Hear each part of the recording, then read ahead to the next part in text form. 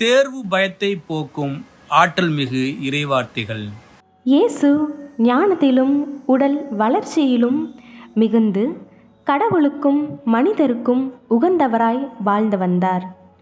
லூக்கா அதிகாரம் 2 இறைவார்த்தை 52. And Jesus increased in wisdom and in years and in divine and human favor. Luke chapter 2 verses 52. ஆண்டவரின் ஆவி அவர் மேல் தங்கியிருக்கும்.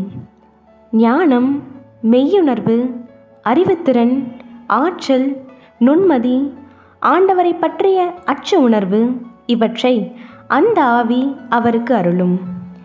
எசாயா அதிகாரம் 11 இறைவார்த்தை 2.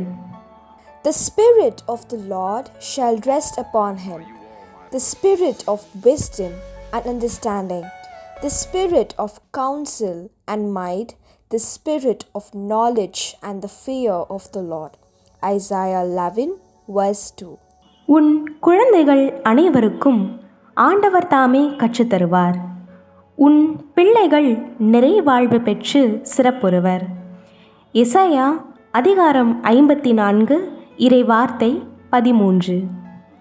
All your children shall taught by the Lord, and great shall be the prosperity of your children. Isaiah 54 verses 13. உங்களிடையே குறைவான ஞானம் கொண்டிருப்போர் கடவுளிடத்தில் கேட்கட்டும், அப்பொழுது அவரும் ஞானத்தை கொடுப்பார். அவர் முகம் கோணாமல் தாராளமாய் எல்லோருக்கும் கொடுப்பவர். யாக்கோப்பு அதிகாரம் 1 இறைவார்த்தை 5.